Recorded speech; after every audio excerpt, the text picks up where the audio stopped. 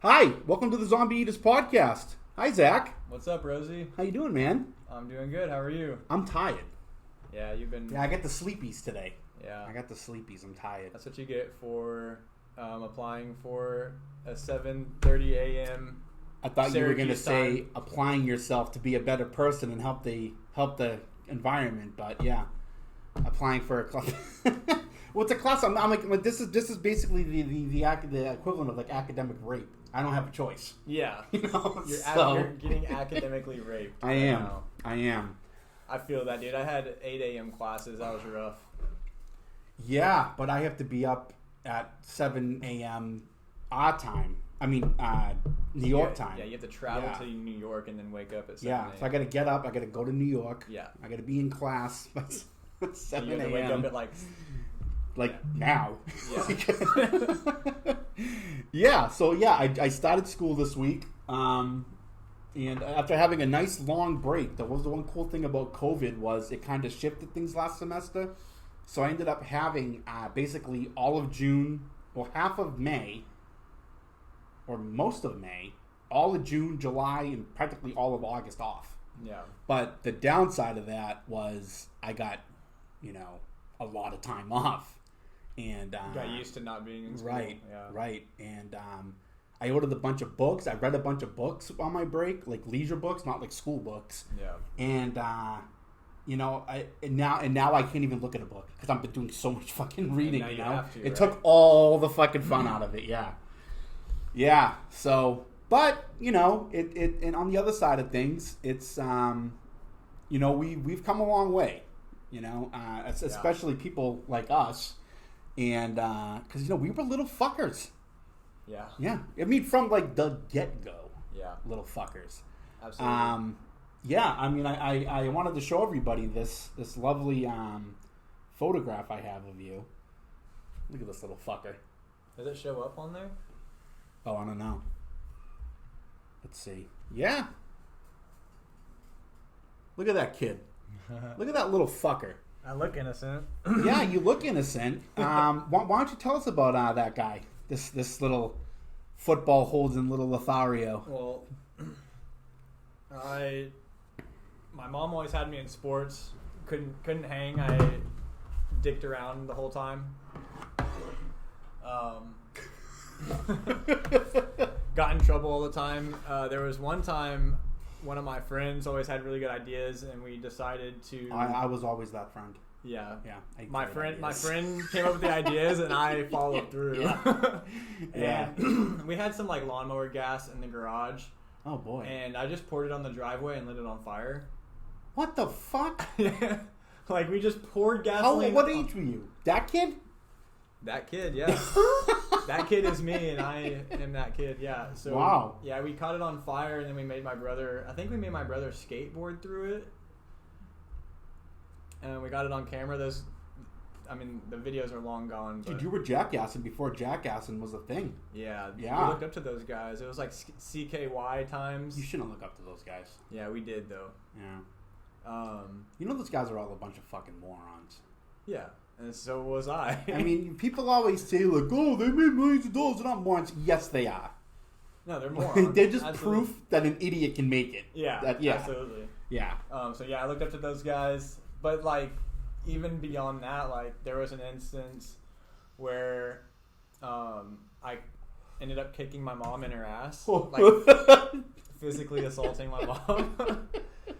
We were in Kmart, and there was this like Pokemon starter pack. It was $20, and she wouldn't get it for me. Oh, and I wasn't. the having nerve. it. Yeah. Yeah. How the audacity, How dare she? And she was standing in line, and I went up and I literally kicked her in her ass. Out of protest, out of rage. Yes. Wow. Out of pure rage. Wow. Yeah. So that kid, and I was younger than when I caught the driveway on fire. Yeah. That was pre like skateboarding or anything. That was my pure Pokemon phase. Dear God. Yeah. Demon. Well, okay, so you were like a demon person like right away. Yeah. Like for me, it was an incident in my life that really spurred. Yeah, you had a turning point. Yeah, so I came home from. So this is what I used to be like right here. This was like little Rosie. You know, I should sue the person who took this picture for child pornography. I thought you were wearing a diaper. It's kind of hard to see. Yeah, it is. I don't have as much of a case as that dickbag that's trying to sue Nirvana. Yeah. But, you know, what the fuck is that dude's... Why is he doing that? You know what he... You know, dude, I cannot be the only person that's this enraged about this. No, I think everybody that I've talked... I saw it on Facebook, and then my coworker brought it up this morning, and... Yeah, it's like... He's got, dude, it's got to be like a drug problem or something's going on, dude. He needs money because that's fucking desperate. He probably doesn't even need money. He just wants He's like, oh, it's an easy way to get money. I hope he doesn't get it. I hope they fucking rule against him or someone kills him. He's like 92. The album came out. Yeah, I think it was a long time ago. Yeah, almost 30 years ago. I think that you and I were just. That's when we were these guys. Yeah, yeah, absolutely. I was born in 92, so yeah. I was 88, so yeah. I was already 4 years old. I was probably, you know, the funny thing about that album is my oldest sister. She was like foundational in you know, me like being introduced to music. You know, she knew that she had to keep me away from everything that she considered like shit. You know, like everything that was popular in like 92, like those bands. Well, in the later 90s, like Bush and all that shit, like fucking Disturbed or whatever the fuck it was. Yeah. She really like, we come in a room, Vicky, you need to listen to this. Like, don't put on the radio, listen to this. Yeah. And like one of the first CDs she gave me was Tiny Music by Stone Temple Pilots. And that album is fucking awesome. And she gave me Nevermind. And yeah, she like turned me on to good. Her and my dad were instrumental. But this little guy here, so I used to love watching. I'd come home from school, and there'd always be like the DVD that we were watching the night before in the DVD player, and or on the DVD player. And I watched. I don't remember if it was like Rugrats or what it was. Might have been like, I don't know, something from that time. Maybe Ren and Stimpy. I don't know. But I come in. Oh, maybe it was the Wizard of Oz. I come in, I hit play, and I don't see Dorothy dancing down the road with the lions and tigers and bears, oh my. I see this girl, this woman, getting throat fucked.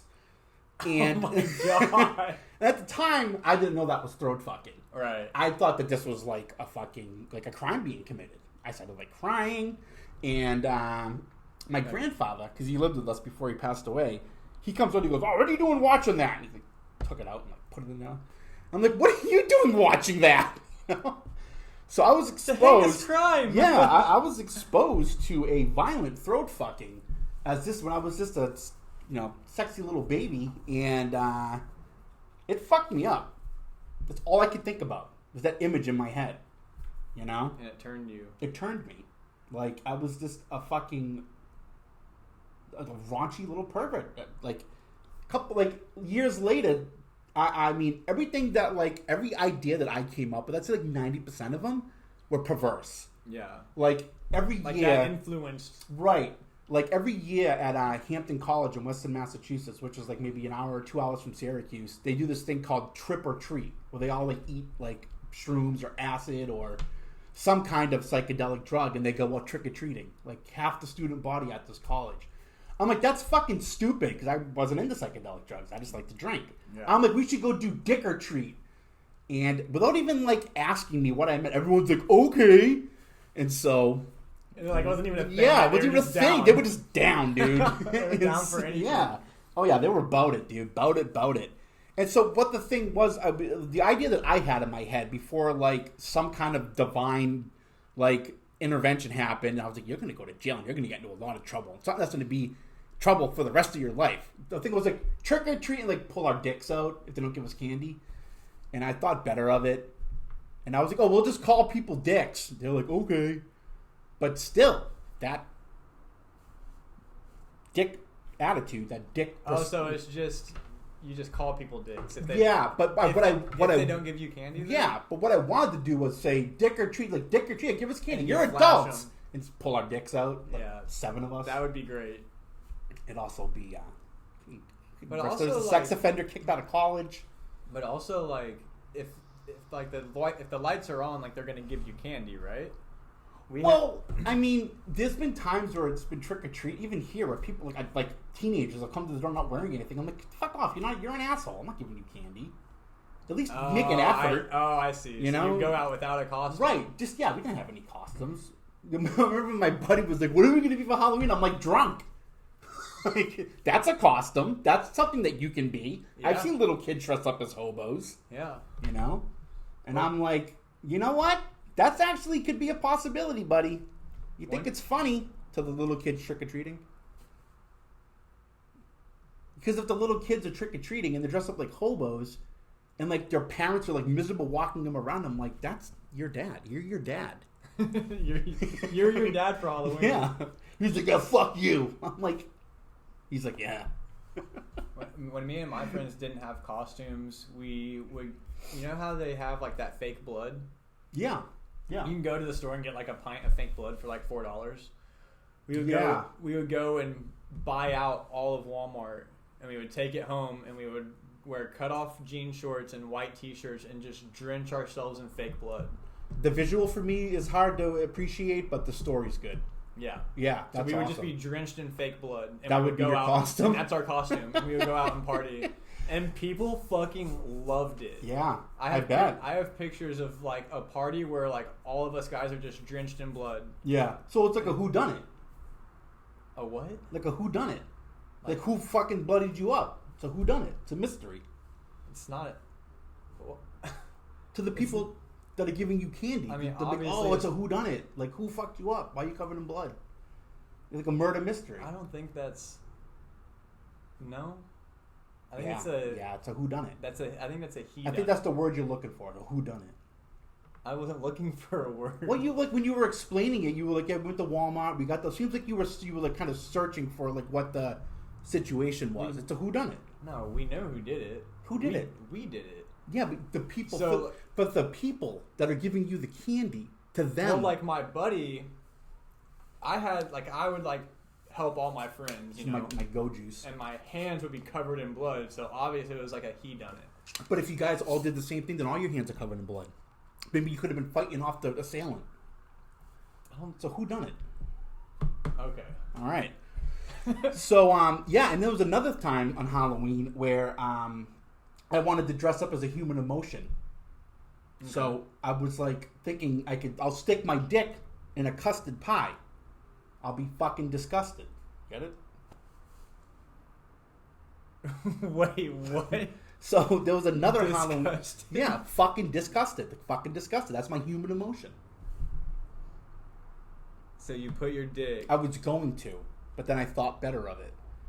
See, what had happened was I was scarred by that incident with the Wizard of Oz throat fucking thing, but I for some reason, that would be the first thing I'd think of, but I'd take myself out of it. I'd think about even when I was like full blown alcoholic, I'd still think about the consequences, and I'm like, your dick out in public. Yeah. Yeah. Yeah, I don't want to be one of those guys. So it's not a who done it. Because nobody ever did it. No one did it. It's not a who done it. Yeah. It's a should have done it. Or glad I didn't do it. Glad I didn't do it. All one word. Glad. Yeah. I'm glad See, I did not make that decision. Not entirely different from your whodunit situation, but like, had I done it, I don't think I'd be here right now. I think that my life would have been completely different. Yeah. I probably would never have gotten sober. Probably would never been able to leave. Never would have been able to leave. Never would have had a girlfriend. Yeah. Like, no one wants to date a fucking sex offender. Yeah. Absolutely. Even if it's it would be kind of a funny story if that's why. Because, I was drunk and I wanted to do a human emotion, so I stuck my dick in a pie. If that's it, maybe some people can, I'll still have friends that'll, hang out with me. Yeah. But no girls, and they'd be like, dude, I saw your picture in the fucking post office. Or, if you land up in jail, I'll get raped. You're fucked. Yeah, I'm fucked. Literally. And figuratively. And emotionally. Yeah, and that's definitely a he done it. Yeah, that's a you fucked up. Yeah, that's a he done it. He's a naughty little lumberjack. All right, so we're going to take a break, and we'll be right back. poop. All right.